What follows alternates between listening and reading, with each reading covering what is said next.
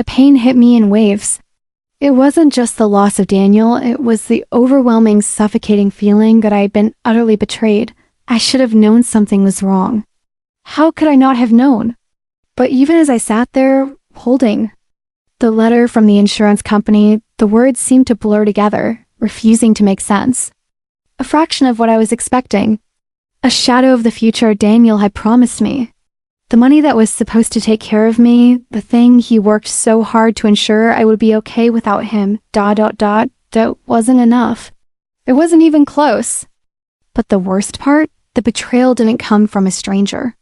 It came from those I trusted most, my parents. They had promised me that they would handle the paperwork, that they would look after me, that I could rest easy knowing everything was taken care of.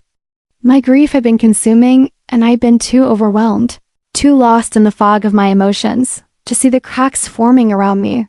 The grief, the disbelief, and now, this. My chest tightened, my breath shallow as the weight of the situation settled in. I tried to think logically, tried to tell myself that maybe there was some mistake. But the letter had been clear.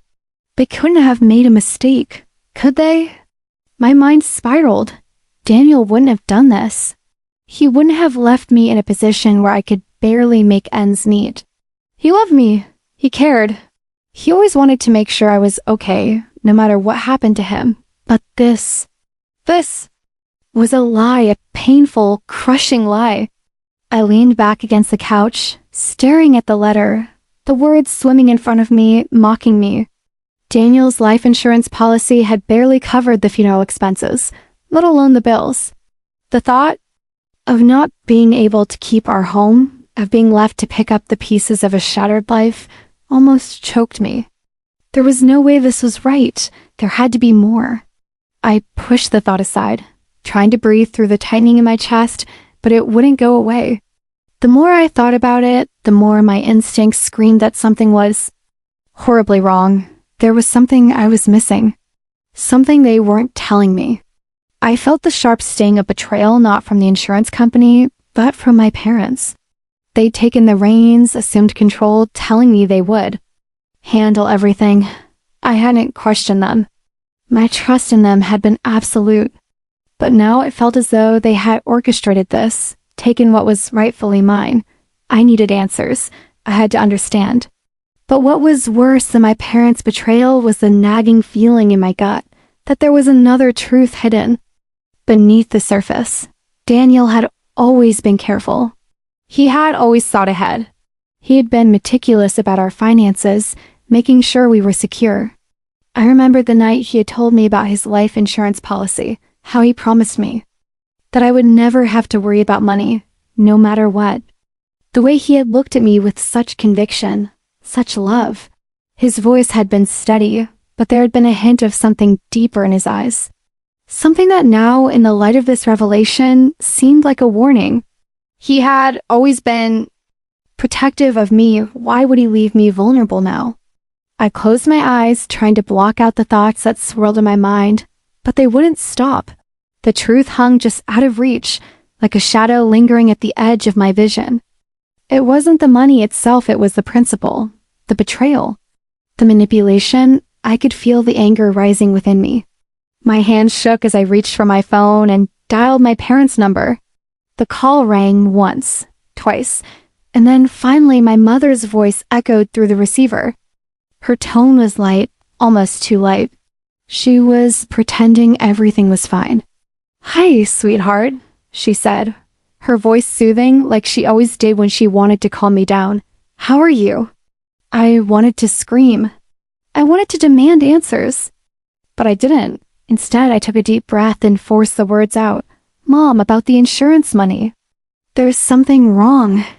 The payout isn't what it should be." Her voice faltered just for a second. A small crack in her perfect composure. "What do you mean, honey?" "I mean, Daniel's policy. It wasn't enough, not even close. I thought there was more. Wasn't there a second policy?" I asked, my voice thick with emotion. There was a long silence on the other end. I could hear her breathing, slow and deliberate, like she was gathering herself. Then finally she spoke. "Sweetheart, maybe you're mistaken. The money was just what we expected. Daniel's policy wasn't as much as he led you to believe. We did everything we could." My heart dropped. I could feel the hairs on the back of my neck stand up. There it was again, more of the lie. She was covering something up, and she knew it. The weight of the truth was suffocating. My own mother, someone I had trusted more than anyone, was lying to me. I let out a shaky breath. "No, Mom, I know there's more. Daniel had to have set up a second policy. I remember him talking about it." Another long pause. Then her voice barely above a whisper. "I don't know what you're talking about. You should leave it alone, Mia. Leave it alone? Leave it alone." My heart raced as I hung up the phone. The betrayal was clear now. My own parents had stolen from me. They had taken what was meant for me, what Daniel had worked so hard to provide, and used it for their own gain. I felt numb, betrayed by the people I had loved most in the world. It was one thing to lose Daniel, it was another thing entirely. To lose everything he had worked for, everything he had cared about, and now I was alone. Alone with nothing but my grief and this haunting realization. But as the anger built, so did something else. A quiet resolve. If they thought they could take everything from me and get away with it, they were wrong. I wasn't going to sit back and let them manipulate me any longer. I had to find out the truth. I had to find the second policy. The thought of confronting them, of pushing for answers, made my stomach turn, but I wasn't going to back down. This was my fight now, and I would see it through, no matter the cost. I went back to Daniel's things, the old desk in the study, where he had spent hours making plans for our future. His books, his notes, the papers he kept meticulously filed away, all of it. I needed something. A clue. Anything. My fingers brushed over the papers, each one feeling like a small betrayal.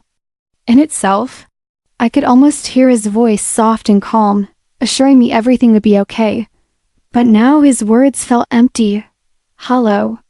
Then I found it.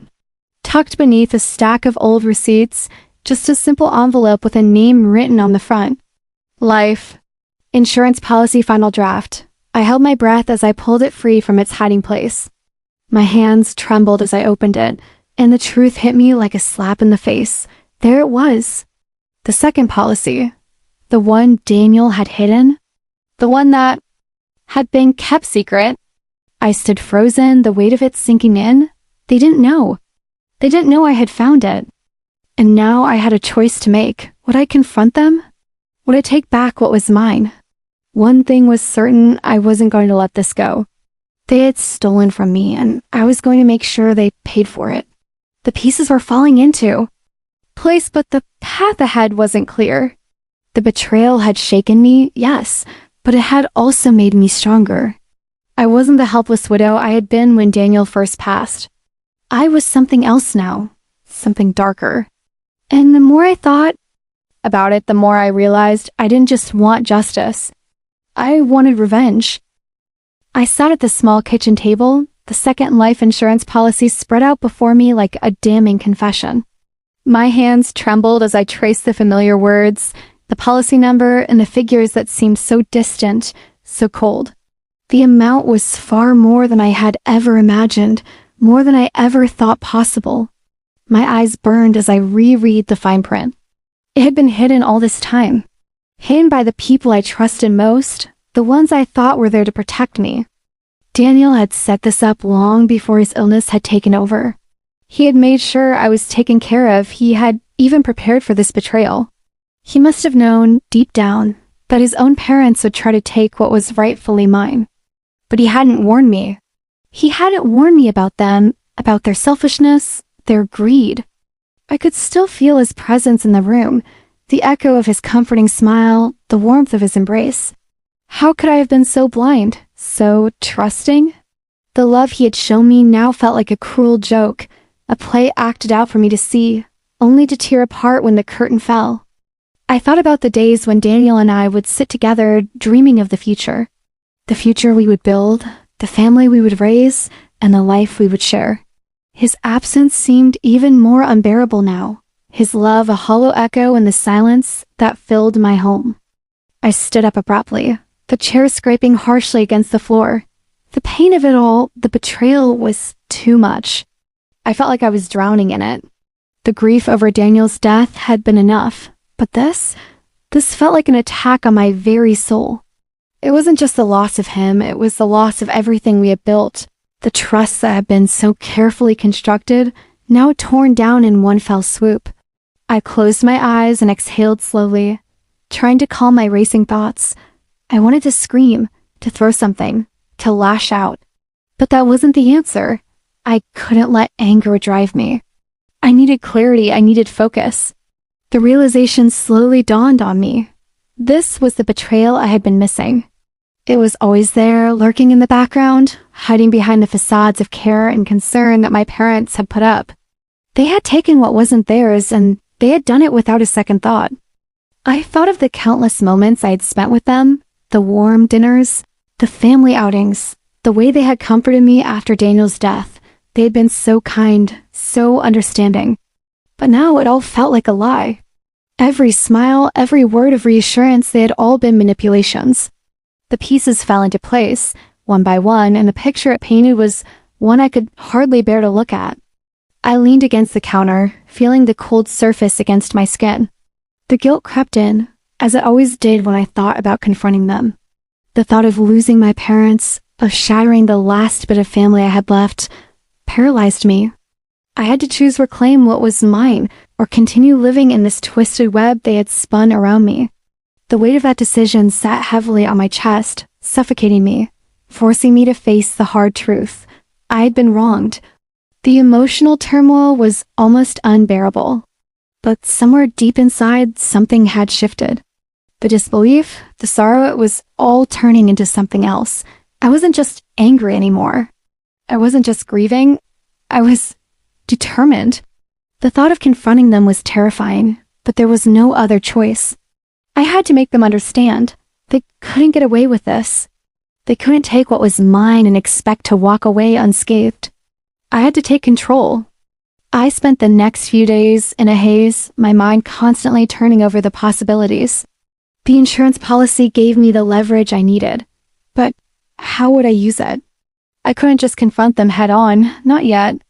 If I went in without a plan, they'd twist everything, manipulate me until I was second-guessing my own reality. I needed to be smarter. I needed to outplay them at their own game. But the more I thought about it, the more I realized this wasn't just about the money. It was about the betrayal, the deceit, the manipulation. They had taken something from me that I couldn't get back. And now I had to make them understand what it felt like to lose everything. I couldn't let my emotions control me. I had to be calm, calculated. I had to wait for the right moment. The anger was still there, deep inside me, but I wouldn't let it dictate my actions. This had to be perfect. I spent nights going over the details, how to confront them, how to expose their lies without tipping them off too early. I couldn't afford to make a mistake. I had to make them see the damage they had caused without giving them the chance to spin the story in their favor. One had been naive once, but not anymore. The first time I saw my parents after the discovery, I almost felt like a stranger. They greeted me as they always did, my mother's warm smile, my father's firm handshake. But there was a distance between us now, something that couldn't be bridged by pleasantries. Every word they spoke felt hollow, like they were hiding something behind their eyes. My mother asked if I was feeling better, her voice soft and gentle, as if I could still be comforted by her. I could feel the weight of her gaze on me, searching for any sign of vulnerability, but I didn't let her see it. I had already made up my mind. There was no going back. "Yeah," I said, keeping my tone neutral. "I've been thinking a lot. About Daniel, about everything." She nodded, her eyes softening. "I know, honey, it's hard. I can't imagine what you're going through. But we're here for you." I felt a surge of anger, but I controlled it. I didn't want them to know how close I was to unraveling. "I know, but there's something I need to talk to you both about." They knew I was onto them. My father cleared his throat, as if preparing himself for something uncomfortable. He looked at my mother, then back at me. "What is it, sweetheart?" I looked him squarely in the eyes. The second policy. Why didn't you tell me? There was a moment of pure silence. My mother's eyes widened, and my father's jaw tightened. They hadn't expected me to bring it up so soon, but it didn't matter. I had the upper hand now. My mother tried to recover, her voice shaky. What are you talking about, Mia? We don't know what you mean. I didn't let her deflect. The second life insurance policy. Daniel set it up for me, didn't he? You made sure I'd be okay? My father's expression hardened. You need to let this go. There's no second policy. We took care of everything for you. I shook my head. No, you took care of yourselves. You took what wasn't yours, and I'm not going to let you get away with it. The words hung in the air, thick with tension. They knew I was no longer the grieving widow they could manipulate. I was something else now. I was someone who would make them pay for what they had done. The confrontation was inevitable. But I wasn't ready to strike just yet. I had to be patient. I had to wait for the perfect moment to make them realize the full extent of their betrayal. The revenge I sought wouldn't come quickly, and it wouldn't be easy, but it would be satisfying. And when the time came, they would understand what it meant to cross me. The road ahead was uncertain, but one thing was clear: I wasn't going to stop until I had reclaimed what was mine. My revenge had already begun, and the journey was far from over.